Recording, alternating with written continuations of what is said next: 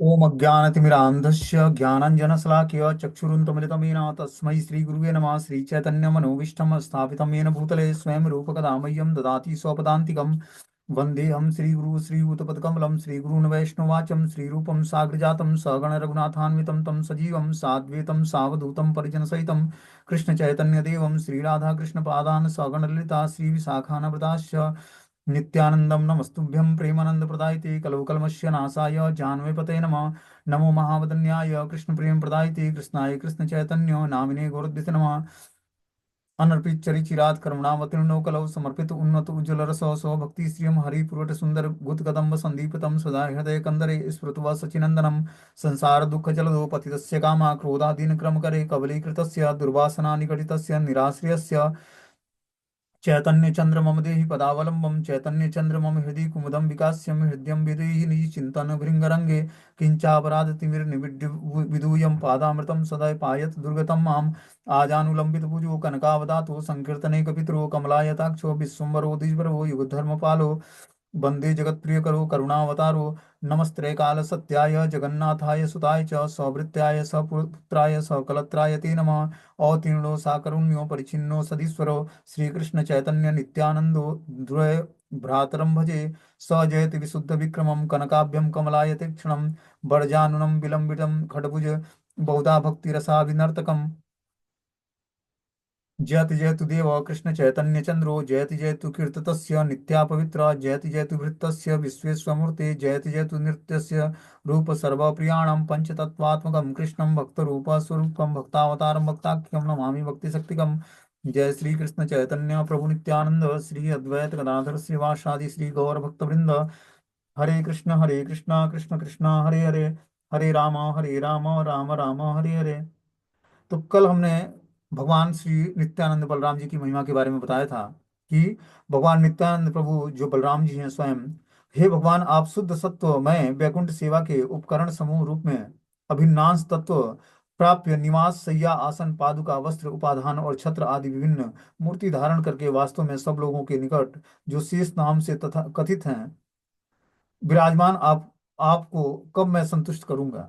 ये कृष्णदास जो है वृंदावन दास ठाकुर भगवान बलराम जी से प्रेयर करते हैं कि आप कृष्ण की सेवा करने के लिए आप निवास स्थान बन जाते हैं, जैसे मंदिर सैया आसन पादुका वस्त्र उपाधान छत्र और मूर्तियां धारण करते हैं।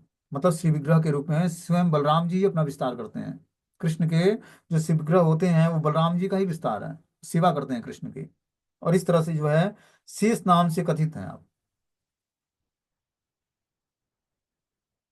बोलते हैं कि कब मैं आपको संतुष्ट कर पाऊंगा। आगे अगले श्लोक में बताते हैं कि अंत अंत तीर अंश श्री गरुण महाबली लीलाय बलय कृष्ण हैया कुतूहली।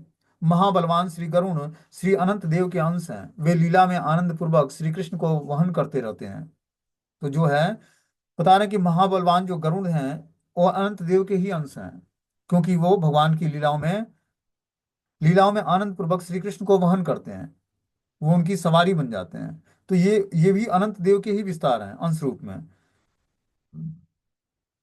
बोलते हैं कि अनंत तेरह अंश श्री गरुण महाबली, श्री गरुण देव भी एक प्रकार से भगवान विष्णु के दास सखा आसन ध्वज और वाहन आदि रूपों से संकर्षण या अनंत के ही अंश हैं। यथा काल व दारू, मतलब वो भगवान की अलग अलग रूपों में दास्य भाव में साख्य भाव में आसन के रूप में ध्वजा के रूप में वाहन आदि के रूप में अपना विस्तार करके भगवान की दिव्य सेवा करते हैं। अर्थात जो आपके दास सखा वाहन आसन ध्वजा चंदुआ व्यंजन और ऋक साम और यजुर्वेद हैं, और जो आपके पाद पद्म संवर्धन से उत्पन्न चिन्ह द्वारा शोभायुक्त हैं, उन्हीं श्री गरुण के साथ अपने सम्मुख समुपस्थित आपको मैं कब संतुष्ट करूंगा। गरुण देव कोई साधारण वो नहीं है, पक्षी नहीं है। क्या बताते हैं कि जो आपके पाद पद्म संवर्धन से उत्पन्न चिन्ह द्वारा शोभायमान है, भगवान उनके शरीर पर जो है भगवान के पाद पद्मों का चिन्ह है, जिनके पंख डुलाने मात्र से सामवेद की ऋचाओं का उच्चारण होता है। जब वो भगवान को अपने पीठ पर बैठाते हैं और अपने पंख डुलाते हैं तो सामवेद की ऋचाएं प्रकट होती हैं और भगवान को आनंद प्रदान करती हैं। ऐसे है गरुण देव। गरुण के साथ अपने सम्मुख समुपस्थित आपको मैं कब संतुष्ट कर पाऊंगा। आगे बता रहे हैं कि श्री ब्रह्मा श्री सुक श्री सनकादि कुमार व्यास सुक नारद आदि भक्त नाम यार। क्या ब्रह्मा क्या शिव और क्या सनकादि कुमार, श्री व्यास श्री सुखदेव गोस्वामी और श्री नारद जी, जो सब भक्त नाम से प्रसिद्ध हैं। सवारा पूजिते श्री अनंत महाशय सहस्त्र बदन प्रभु भक्ति रसमय। उन सबके द्वारा पूजित हैं भक्ति रसमय सहस्त्र बदन युक्त श्री अनंत देव महाशय। जो अनंत देव हैं भगवान बलराम जी, वो ब्रह्मा जी शिव जी सनकादि व्यास सुख और नारद आदि भक्तों के द्वारा पूजनीय है। ब्रह्मा जी के द्वारा, शिव जी के द्वारा, जो ब्रह्मा जी के चार कुमार हैं सनक सनंदन सनातन और सनत कुमार, व्यास देव सुखदेव गोस्वामी और नारद आदि भक्तों के द्वारा, ऐसे अनंत शेष भगवान जो भगवान कृष्ण की सेवा करते हैं, जो सहस्त्र बदन प्रभु हैं, सहस्त्र बदनों से भगवान क्या करते हैं, अनंत शेष सहस्त्र मुखों से भगवान कृष्ण का गुणगान करते हैं, भक्ति रस से संपन्न है। ऐसे सहस्त्र बदन अनंत महाशय को की मैं सेवा कब कर पाऊंगा, कब मैं उनकी पूजा कर पाऊंगा। बोलते हैं कि भगवान वासुदेव के अंश सहस्त्र बदन स्वराट श्री अनंत देव श्री कृष्ण के प्रिय कार्यों को पूरा करने के लिए उनसे पहले ही अवतीर्ण होंगे। तो भगवान बलराम पहले अवतार लेते हैं क्या करने के लिए, प्रिय कार्यों को पूरा करने के लिए। श्री कृष्ण के प्रिय कार्यों को पूरा करने के लिए ही भगवान बलराम प्रकट होते हैं। और नित्यानंद प्रभु भी चैतन्य महाप्रभु के लीलाओं को संपन्न करने के लिए भगवान चैतन्य महाप्रभु से प्रकट पहले होते हैं नित्यानंद प्रभु।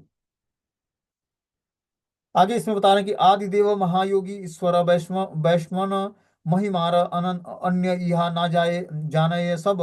वे आदिदेव और योगेश्वर हैं, ईश्वर तत्व और वैष्णव हैं। श्री अनंत देव की महिमा अनंत है, जिसको हर कोई नहीं जान सकता है। अनंत देव भगवान की महिमा को जानने के लिए हमें क्या करना पड़ेगा, वैष्णव बनना पड़ेगा, भगवान का भक्त बनना पड़ेगा। वे आदि दो देव और योगेश्वर हैं, योगियों के स्वामी हैं, ईश्वर तत्व और वैष्णव हैं। वो अनंत देव की महिमा अनंत है, जो अनंत देव हैं उनकी महिमा अनंत है, जिसको हर कोई नहीं जान सकता है। वही जान सकता है जिस पर अनंत देव की कृपा होगी, मतलब भगवान बलराम की या नित्यानंद प्रभु की कृपा होगी, वही उनको जान सकता है।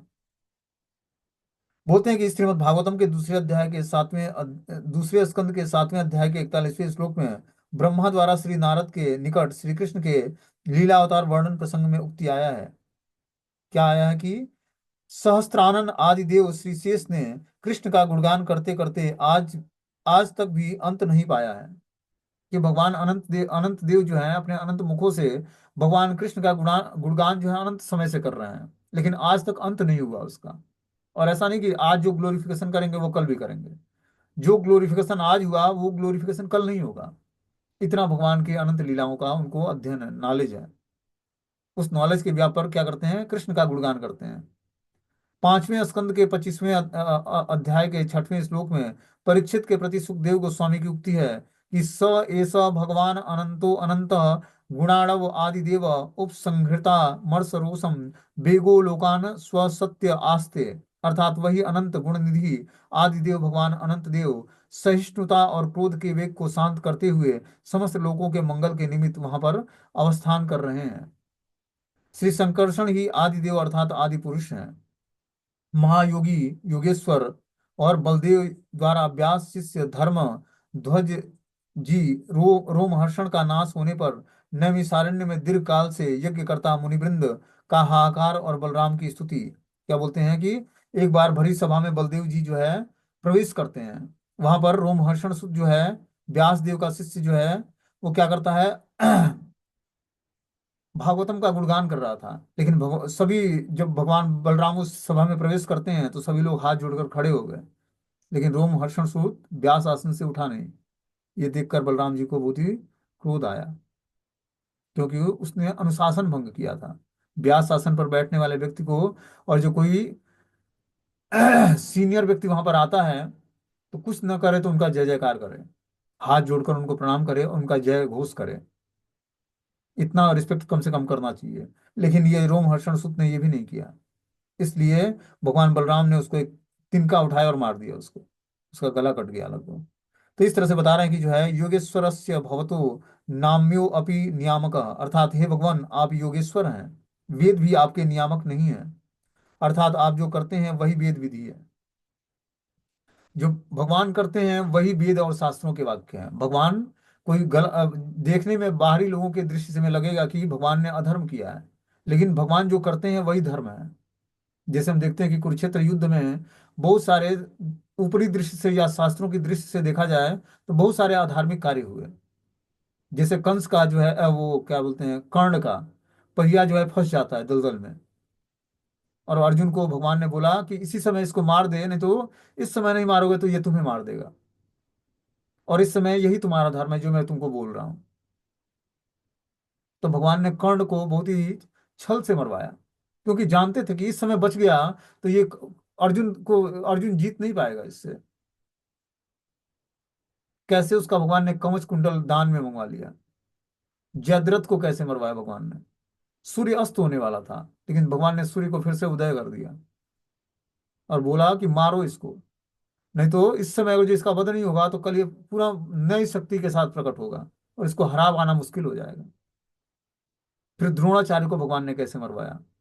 युधिष्ठिर महाराज से बुलवाया कि जो है अश्वत्थामा मारा गया, नरो वा कुंजरो वा। तो ये तो युधिष्ठिर महाराज ने बोला नरो वा कुंजरो वा। भगवान ने क्या बोला कि अश्वत्थामा मारा गया, बोलो युधिष्ठिर, क्योंकि तुम सत्यवादी हो, तुम्हारे मुख से निकली हुई बात को द्रोणाचार्य बिल्कुल ही सत्य मानेंगे। और तुमको भरी सभा में क्या बोलना है कि अश्वत्थामा मारा गया। भगवान की बातों पर विश्वास न करके उन्होंने बोला नरो वा कुंजरो वा। अब वो हाथी मारा गया या मनुष्य मारा गया ये कंफर्म नहीं है। तो जैसे ही बोला तो धर्मराज हैं युधिष्ठिर, उनका जो है रथ जो है धरती पर टच हो गया। उनका रथ जो है हवा में चलता था, क्योंकि वो धर्मराज थे। उनका भार जो है धरती वहन नहीं कर सकती है। इसी तरह जो व्यक्ति पूरे जीवन भर धर्म का पालन करता है और सत्य बोलता है तो उसके भार को धरती वहन नहीं कर पाती है। इतना पावर है सत्य बोलने में, लेकिन सत्य बोलना इतना आसान नहीं है। और भगवान जो बोल रहे हैं वही सत्य है। भगवान ने बोला अश्वत्थामा मारा गया, बोलो युधिष्ठिर, तो वो अपने मन से जोड़ दिया उन्होंने नर होगा कुंजर होगा, कि वो नर मारा गया या एक हाथी भी अश्वत्थामा नाम का था, और द्रोणाचार्य का पुत्र भी अश्वत्थामा नाम का था। तो हाथी मारा गया था अश्वत्थामा। और भगवान चाहते थे कि जब द्रोणाचार्य विचलित होंगे अपने पुत्र के मृत्यु से, तभी द्रोणाचार्य का वध हो सकता है। भगवान अगर जो नहीं होते तो पांडवों का जीतना मुश्किल ही था, क्योंकि वो जानते थे कि कब कौन सा पैतरा लगाकर और किसको मरवाना है। लेकिन दुर्योधन के सामने भगवान ने प्रस्ताव भी रखा कि तुम युद्ध में मुझे लोगे या फिर मेरी नारायणी सेना लोगे। उसने बोला इस यादव को लेकर मैं करूंगा क्या, ये युद्ध में अस्त्र तो उठाएगा नहीं। भगवान की शक्तियों को तो जानता नहीं था वो। बोला कम से कम नारायणी सेना लूंगा तो कम से कम युद्ध तो करेंगी हमारी तरफ से। तो उसने कृष्ण से नारायणी सेना मांगी। भगवान अर्जुन के साथ पक्षपात नहीं किया। अब जो है उसको भी भगवान ने प्रॉपर वही उसको भी फैसिलिटी दी, दुर्योधन को भी। भगवान किसी के साथ पक्षपात नहीं करते हैं। हाँ, लेकिन जो भक्त है उसके साथ थोड़ा बहुत पक्षपात भगवान करते हैं। लेकिन वो भी भगवान ने उसको सब कुछ फैसिलिटी दी, उसको बोला कि आपको जो चाहिए वो मांग लो आप मुझसे। सबसे पहले उसी को चांस दिया, और जो बचेगा वो अर्जुन लेगा। एक साथ दोनों को अपने सामने बुलाया। अर्जुन आकर चरणों के पास खड़ा हुआ, और वो आकर सर्प के पास खड़ा हो गया, भगवान लेटे हुए थे। तो मुझे नारायणी सेना चाहिए हे कृष्ण आपसे, तो नारायणी सेना ले गया फिर। और भगवान अपनी बुद्धि से हर एक योद्धाओं को कैसे मारना है भगवान ने अपना बुद्धि लगाकर सबको एक एक करके मरवाया सबको। और वही धर्म था। धर्म क्षेत्र कुरुक्षेत्र, धर्म क्षेत्र कुरुक्षेत्र में वही यहाँ पर बताया जा रहा है कि जो है अनंत से अनंत गुणनिधि आदि देव भगवान श्री अनंत देव असहिष्णु और क्रोध के वेग को शांत करते हुए समस्त लोगों के मंगल के निमित्त वहां पर अवस्थान करते हैं।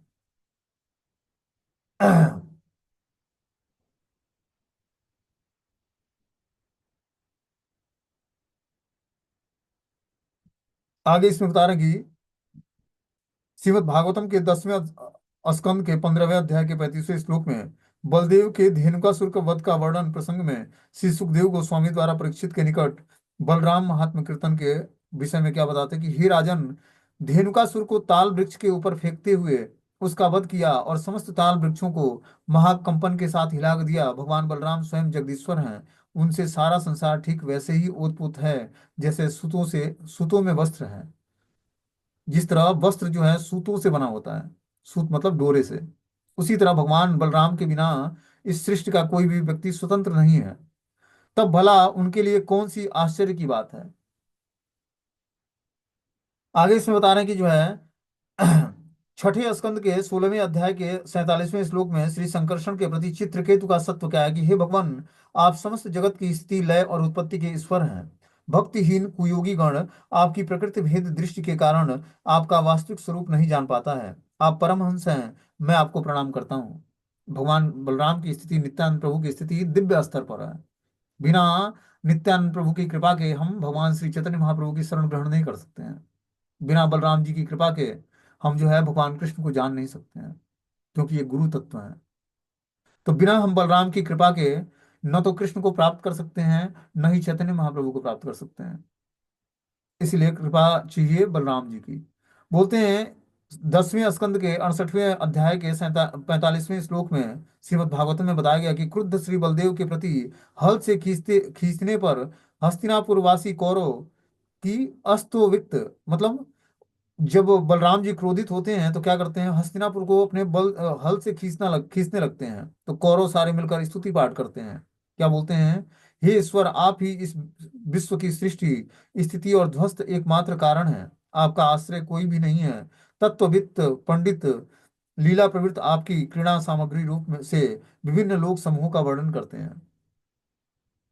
श्री परीक्षित के प्रति श्री सुखदेव गोस्वामी की उक्ति श्रीमद् भागवतम के 10वें स्कंद के दूसरे अध्याय के 5वें श्लोक में दिया गया है कि सप्तमो वैष्णवो धाम यमनंतम प्रचक्षते गर्भो बभूव देवक्या हर्ष शोकाभिवर्धनम। अर्थात देवकी के हर्ष और शोक वर्धन सप्तम गर्भ हुए वे कृष्ण के अंश हैं। लोक में उनको अनंत नाम से पुकारा जाता है। यहाँ यही भगवान श्री अनंत देव की इस महिमा का अंत सबको विदित है कि वो देवकी के गर्भ में सातवें गर्भ के रूप में हर्ष और शोक का वर्धन करते हैं।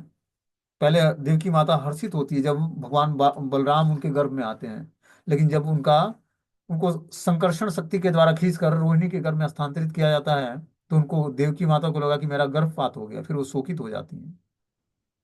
ठीक है ना। तो बलराम देवकी माता के हर्ष और शोक का वर्धन करते हैं और सप्तम गर्भ के रूप में आते हैं कृष्ण की सेवा के लिए। आगे इसमें बता रहे हैं कि सेवन सुनीला इवे सुन ठकुराल आत्मतंत्रे एन मत्ते वैसेन पाताल। हे श्रोताओं, आपने अब तक श्री शेष की सेवा महिमा श्रवण की है, अब उनकी ऐश्वर्य लीला का श्रवण कीजिए। स्वयं ही स्वयं के आधार रूप में वह अवस्थित होकर वे पाताल में विराजमान है। तो इस तरह से अभी तक हम लोगों ने उनकी सेवा की महिमा सुनी कि किस तरह भगवान की सेवा करते हैं, वो किस तरह सृष्टि की सेवा करते हैं। अब भगवान अनंत देव की, बलराम जी की, नित्यानंद प्रभु की ऐश्वर्य लीला का वर्णन करते हैं यहाँ पर वृंदावन दास ठाकुर। स्वयं के आधार रूप में अवस्थित होकर वे पाताल में विराजमान है। पाताल में विराजमान होकर वो क्या करते हैं, धरती को धारण करते हैं। क्या बोलते हैं कि श्री नारद गोसाई तुम्बूर करी संगे ये यस गायन ब्रह्मा स्थाने श्लोक बंधे। श्री नारद गोस्वामी तुम्बूर मतलब वीणा सहित श्री ब्रह्मा की सभा में श्लोक रचना करके श्री शेष का यश गान करते हैं। स्वयं नारद जी ब्रह्मा जी की सभा में वीणा का झंकार करके और भगवान अनंत शेष का यश का गान करते हैं। बोलते हैं ब्रह्मा स्थाने, ब्रह्मा की मानसी सभा में वहां तंबूर आदि गंधर्व गण संगीत का आलाप करते हैं। और श्री नारद द्वारा युधिष्ठिर के निकट ब्रह्म सभा वर्णन प्रसंग में 28वें श्लोक की श्री नीलकंठ टीका में इसका वर्णन हुआ है। बोलते हैं उत्पत्ति स्थिति लय हेतवो अस्य कल्पा सात्वाघ्यम प्रकृति गुणा यदिक्ष यासनम यद्रूपम ध्रुवमकृत्यम यदेकम आत्मनः नानाधातम कथमुहम वेद तस्य वर्तमनः। परीक्षित के निकट श्री सुखदेव गोस्वामी का ब्रह्मा की सभा में तुम्बूर नामक गंधर्व द्वारा अपना अथवा अपने वीणा यंत्र के साथ देवर्षि नारद द्वारा इस 5 श्लोकों में श्री संकर्षण के गुणगान का वर्णन है। किसमें, परीक्षित के निकट सुखदेव गोस्वामी वर्णन करते हैं कि किस तरह नारद मुनि अपना तुम्बूर नामक गंधर्व के साथ मिलकर वीणा यंत्र का वाद्यन करके देवर्षि नारद भरी सभा में 5 श्लोकों के माध्यम से भगवान संकर्षण का गुणगान करते हैं। बोलते हैं इस जगत की सृष्टि स्थिति और प्रलय के हेतु सत्व रज और तम तीनों प्राकृतिक गुण जिनकी दृष्टि पड़ने से अपने आप कार्य करने में समर्थ होती है, जिन्होंने एक होते हुए भी अपने में ही कार्य रूपी विचित्र जड़ प्रपंच को धारण किया है, अतएव जिनका स्वरूप अनंत और अनादि है, मनुष्य किस प्रकार से उस अप्राकृतिक श्री अनंत देव का तत्व जान सकता है। तो अनंत देव को जानने के लिए हमें क्या करना पड़ेगा। बोलते हैं कि इस जगत की सृष्टि स्थिति और प्रलय के हेतु सत्व रज और तमो तीनों प्राकृतिक गुणों को धारण करते हैं वो, और एक होते हुए भी अपने को अनंत रूपों में विस्तारित करते हैं, अतएव जिनका स्वरूप अनंत और अनादि है, मनुष्य किस तरह उस अप्राकृतिक श्री अनंत देव का तत्व जान सकता है कि किस तरह वो अपना विस्तार करके भगवान की दिव्य सेवा करते हैं।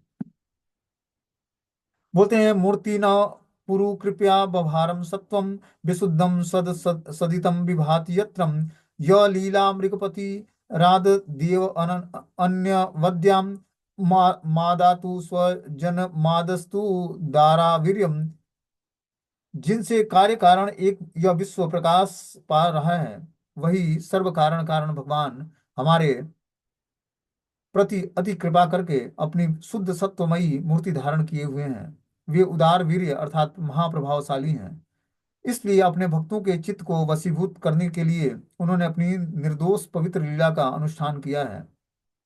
मूंगपति सिंह ने जिनकी उस लीला से शिक्षा लाभ की है, निश्चित ही मंगल प्रार्थी व्यक्ति उन्हीं भगवान श्री शंकरषण को छोड़कर और किसका आश्रय लेगा। तो क्या हम बता रहे हैं यहाँ पर कि जिसमें कार्यकलापों का यह विश्व प्रकाश पा रहा है, जिसके कार्यकलापों से ये पूरा विश्व प्रकाशित है, वही सर्व कारण कारण भगवान हमारे प्रति अपनी अति कृपा करके अपनी शुद्ध सत्वमय मूर्ति धारण किए हुए हैं। वही भगवान नित्यानंद प्रभु या बलराम के रूप में प्रकट हुए हैं, शुद्ध सत्व के रूप में। वे उदार वीर्य और महाप्रभावशाली हैं, उनका जो स्वभाव है महाप्रभावशाली है, सबको प्रभावित करने वाला है। इसलिए अपने भक्तों को चित्त को वशीभूत करके उन्होंने अपनी निर्दोष पवित्र लीला का अनुष्ठान किया है। भगवान की जो लीलाएं होती हैं वो बिल्कुल दोष से रहित होती हैं और पवित्र लीलाएं होती हैं, उसमें तनिक भी दोष नहीं होता है, मिलावट नहीं होता है। सिंह की भांति जिनकी लीलाएं शिक्षा लाभ की हैं, निश्चित ही मंगल प्रार्थी व्यक्ति उसी भगवान से शंकरश्वर को छोड़कर किसका आश्रय स्वीकार करेगा। और जो जो व्यक्ति अपना मंगल चाहता है, वो भगवान शंकरश्वर को छोड़कर किसका आश्रय लेगा। बिना बलराम की कृपा के कौन इस भौतिक संसार रूपी जो है माया से अपने को हटा सकता है। इसीलिए हमें आश्रय लेना है भगवान शंकरषण का, भगवान बलराम का, नित्यानंद प्रभु का। तभी हम जाकर भगवान के वो प्रसन्न कर पाएंगे। अथवा जिनमें यह कार्य कार्य कारण रूप विश्व प्रकाश पा रहा है, वही भगवान हमारे प्रति अति कृपा करके अपनी शुद्ध सत्वमयी मूर्ति धारण किए हुए हैं। सिंह की तरह महावीरशाली जिस भगवान ने अपने भक्तों के निमित्त अपनी स्वरूपगत वीर्य गांभीर्य मई निर्दोष पवित्र लीला का अनुष्ठान किया है, निश्चित मंगल प्रार्थी व्यक्ति उसी भगवान श्री संकर्षण को छोड़कर और किसका आश्रय लेगा। तो अगर जो हमें अपना मंगल की कामना करनी है, तो जो भगवान है मूर्तिमान सिंह की तरह महावीरशाली भक्तों के निमित्त स्वरूपगत वीर्य गांभीर्य मई निर्दोष पवित्र लीला करने वाले उसी भगवान का मंगल प्रार्थी व्यक्ति ही आश्रय ग्रहण करेगा, तभी जाकर उसका मंगल होगा। बोलते हैं कि मृगपति शब्द श्री वराह देव ने पृथ्वी धारण रूप जिनकी लीला स्वीकार की, उसके द्वारा श्री अनंत देव का परम महात्म प्रदर्शित हुआ है। तो जो वराह देव ने जो पृथ्वी धारण किया था, वो भी अनंत देव के ही विस्तार के रूप में अपना विस्तार करके वराह देव ने और पृथ्वी को धारण किया था। जिस तरह अनंत देव अपने सिर पर जो है पृथ्वी को धारण करते हैं सरसों की बीज के मात्र, उसी तरह सूकर रूप लेकर भगवान ने वराह रूप धारण करके और अपने नथनों पर इस पृथ्वी को धारण किया और ले आकर जल पर स्थापित किया।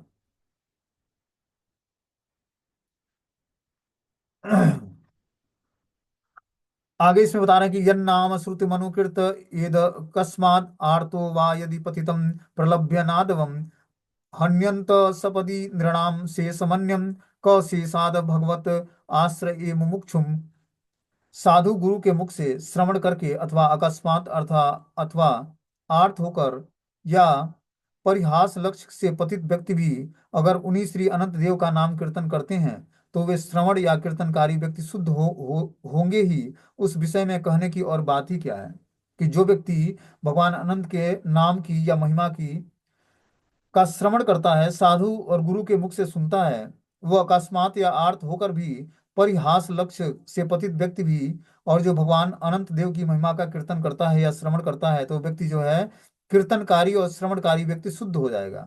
उसके विषय में क्या कहा जाए कि जो भगवान के अनंत देव की महिमाओं का कीर्तन करता है और जो सुनता है साधु और गुरु के मुख से, वो अकस्मात या आर्त होकर या परिहास लक्ष्य या पतित व्यक्ति ही क्यों ना हो, वो अनंत देव की महिमा का कीर्तन और श्रवण करने मात्र से शुद्ध हो जाएगा।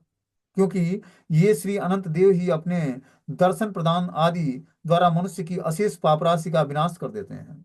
अनंत देव क्या करते हैं? अनंत शेष के रूप में आपके जो जो भी शेष पाप हैं उसको नष्ट कर देते हैं भगवान बलराम, शेष के रूप धारण करके।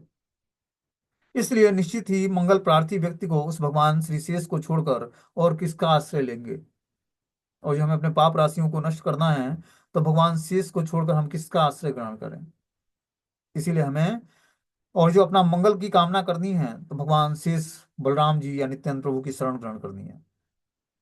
बोलते हैं हजारों सिरों में से एक ही सिर के ऊपर स्थापित भूमंडल को सामान्य सरसों तुल्य अनुभव करता सहस्त्र बदन का वीर्य सहस्त्र बदन से भी वर्णनातीत है।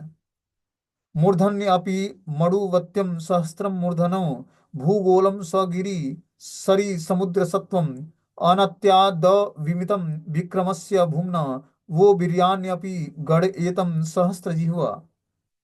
बोलते हैं अपरिमेय तत्व हेतु जिनके विक्रम का परिणाम नहीं किया जा सकता है, उन्हीं विभू सहस्त्र सिरों वाले भगवान श्री अनंत देव के मात्र एक मस्तक पर समस्त गिरि नदी सागर और जंतुओं के समान यह भूमंडल स्थिर होकर अणुतुल्य प्रकाशित हो रहा है। सहस्त्र जीवा प्राप्त करके भी कोई उनके वीर्य समूह की गणना नहीं कर सकता है। क्या करते हैं? अनंत शेष इस धरती को धारण करते हैं अपने सरों पर। जिस धरती पर अनेक गिरी कंदरा पर्वत नदियां सागर और जंतुएं हैं, उस बने हुए भूमंडल को अर्धतुल्य प्रकाशित करते हैं अपने सहस्त्र जीवा प्राप्त करके, उस सहस्त्र फनों में से एक फन पर धारण करते हैं, सरसों के बीज मात्र इस पूरे ब्रह्मांड को।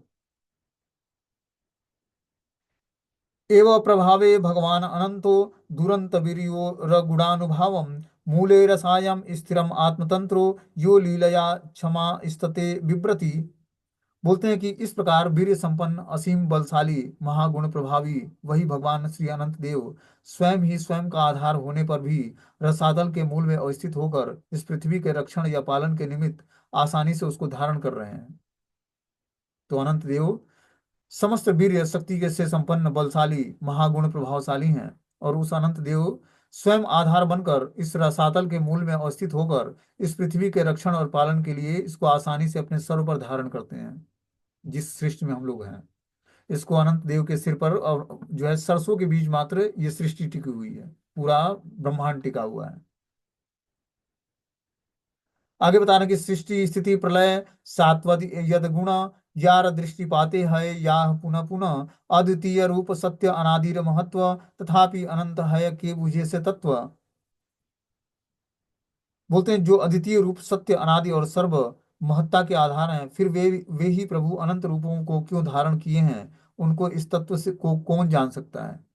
जो अनंत देव हैं, जो अद्वितीय रूप है जिनका, जिनके दृष्टिपात मात्र से बारंबार सृष्टि स्थिति और प्रलय होती है, सत्व आदि सर्वगुण कार्यकारिता और एवं विराम को प्राप्त होते हैं, जो अद्वितीय रूप सत्य अनादि और सर्व महत्ता के आधार हैं, फिर वे ही प्रभु अनंत रूपों को क्यों धारण किए हुए, उनके इस तत्व को कौन जान सकता है कि क्यों एक ही स्वरूप के होने के कारण अनंत रूपों में अपना विस्तार करके और क्या करते हैं? भगवान की सेवा करते हैं। इस तत्व को कौन जान सकता है? वही जान सकता है जो उनकी उपासना करेगा। जिनको वो जनाना चाहेंगे वही जान पाएगा उनको कि अनंत रूप धारण करके भगवान किस तरह कृष्ण को प्रसन्न करते हैं। बोलते हैं शुद्ध सत्व मूर्ति प्रभु धरे न करुणाय ये विग्रह सवार प्रकाश सुलीलाय यहाँ तरंग सिखी सिंह महाबली निज जन मौन रजे हैया कौतूहली।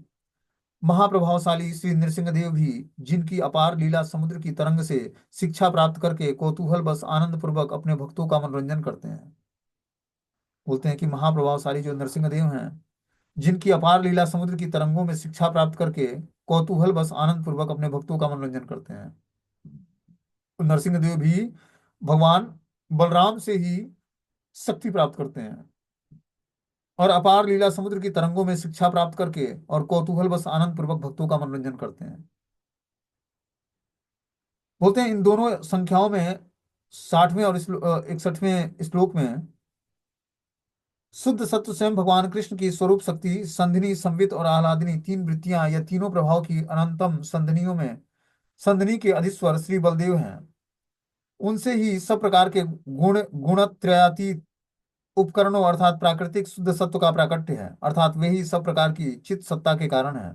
सभी विष्णु विग्रह उनके ही अंश और कला स्वरूप अर्थात शुद्ध शुद्ध सत्व विग्रह हैं। सत्व विशुद्ध वसुदेव शब्दितम यदीयते तत्र पुमान प्रावृतम। क्या बोलते हैं कि यहाँ पर जो है भगवान की स्वरूप शक्ति तीन प्रकार की है, संधिनी संवित और आह्लादिनी शक्ति। ठीक है ना। तो तीनों वृत्तियां और तीनों प्रभाव में संधिनी अधीश्वर श्री बलदेव का द्योतक है, आह्लादिनी शक्ति श्रीमती राधा रानी है, संधिनी शक्ति जो है बलदेव जी हैं। सब प्रकार के गुणातीत उपकरणों अर्थात अप्राकृतिक शुद्ध सत्व का प्राकट्य है बलराम जी। वो गुणातीत उपकरण हैं और अप्राकृतिक शुद्ध सत्व के प्लेटफॉर्म पर अपने को स्थिर कर रखे हैं, अर्थात वे सब प्रकार की चित्त सत्ता के कारण हैं। सभी विष्णु विग्रह उन्हीं के अंश और कला स्वरूप अर्थात शुद्ध सत्व विग्रह हैं, जो भगवान पहले अपना विस्तार जो है बलराम के रूप में करते हैं कृष्ण। ठीक है ना। तो बता रहे हैं कि जो है विष्णु विग्रह उनके ही अंश और कला स्वरूप अर्थात शुद्ध सत्व विग्रह हैं। जितने भी हम विष्णु स्वरूप को का दर्शन करते हैं वो बलराम जी अपना विस्तार करते हैं। बलराम जी पहले अपना विस्तार करते हैं चतुर्व्यूह के रूप में। पहले कृष्ण अपना विस्तार करते हैं बलराम के रूप में, बलराम जी अपना विस्तार करते हैं चतुर्व्यूह के रूप में, वासुदेव संकर्षण प्रद्युम्न और अनिरुद्ध। और फिर वहां से अलग अलग नारायण और जो है विष्णु प्रकट होते हैं। ठीक है ना। तो इस तरह से भगवान बलराम क्या करते हैं, भगवान की सेवा करने के लिए अपना विस्तार करते हैं। बोलते हैं कि भागवत के 14वें स्कंद के तीसरे अध्याय के 23वें श्लोक में सती के प्रति महादेव की उक्ति क्या है कि सत्वम विशुद्ध वासुदेवम शब्दितम यदीयते तत्र पुमान प्रावृतम सत्वे तस्मिन् भगवानम वासुदेव अधुक्षजो ये मनसा विधीयते। बोलते हैं विशुद्ध शब्द शब्द से स्वरूप शक्ति तत्व हेतु जांग रहित श्री विश्वनाथ चक्रवर्तीपाद कहते हैं कि विशुद्ध सत्व से शक्ति वृत्तिमय अप्राकृतिक अनंत करण ही विशुद्ध सत्व है। जो बलराम जी हैं बता रहे हैं कि यहाँ पर